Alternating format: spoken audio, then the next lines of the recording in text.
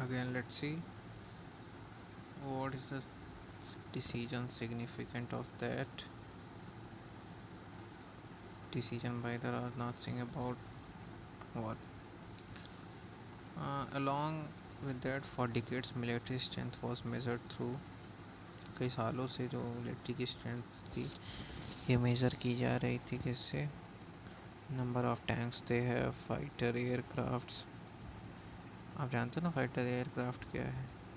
ऐसी कुछ होती हैं फाइटर एयरक्राफ्ट्स जेट्स रहते हैं इसमें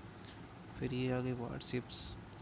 तो पानी में चलने वाली जहाज़ की तरह होती हैं लेकिन लड़ाई भी करती हैं और लास्ट में आर्टिलरी गन्स ये वो छोटी वाली गन नहीं artillery guns are those guns which are used to kill or impact mass numbers अब today's condition क्या है यहाँ पे today's military superiority increasingly depends upon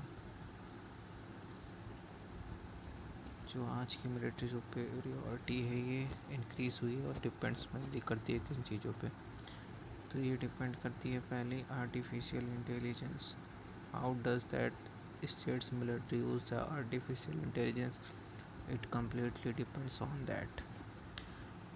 after that the next thing is drones वही उड़ता हुआ चील का बच्चा ऐसे उड़ता रहता है ना ड्रोन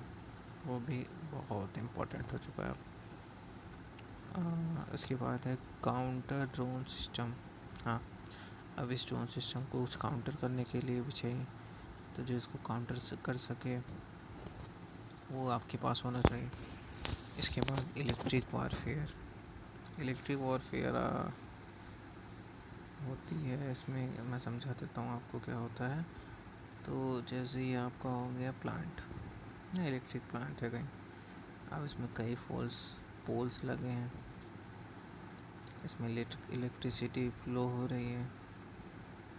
ये लेट सपोज ये वायर हो गया आपका तो इसमें इलेक्ट्रिसिटी फ्लो हो रही अब क्या करेंगे ऊपर से कुछ प्लेन्स आएंगे और इसमें ग्रेफाइट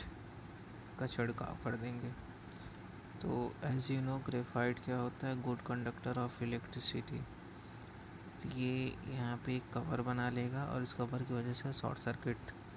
जनरेट होगी जिससे ये पूरा प्लांट जो है डिमोलिश हो जाएगा तो ये होता है इलेक्ट्रिक वारफेयर में फिर आया precision guided weapons precision guided weapons मतलब एकदम एक्यूरेट वेपन्स जैसे अभी का हो गया JS F-35 रैप्टर एकदम गाइडेड लॉन्च करता है टारगेट पे इसके बाद क्या है इसके बाद हो गया परसिस्टेंट सर्विलांस अब तो सर्विलांस सैटेलाइट से की जाती है इसके बाद है इंटीग्रेटेड एयर डिफेंस यानी हाँ समझ गए हो गया आप जैसे ये आपका बॉम्बर है इसमें बहुत सी चीज़ें इंटीग्रेट कर दी जाएंगी तो बहुत एडवांस और घातक बन जाएगा ये द अल्टीमेट डेमोलिशर फिर आता है स्पेस बेस्ड एसेट्स यानी वही सैटेलाइट्स और भी चीज़ें और at last network centric warfare data तो इम्पोर्टेंट है ही इसको एक्सेस करने के लिए आपके पास क्या होना चाहिए इंटरनेट और इंटरनेट के लिए क्या होना चाहिए नेटवर्क प्रॉपर नेटवर्क होना चाहिए तब कहीं बात आती है इंटरनेट की और उसके बाद डाटा की तो नेटवर्क के सेंट्रिक वारफेयर जो है ये बहुत घातक जो आज की लड़ाई है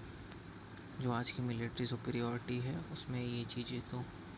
एटलीस्ट इम्पोर्टेंट बन चुकी है और इंडिया भी इनमें इन्वेस्ट कर रहा है कितना अमाउंट है इंडिया का इसमें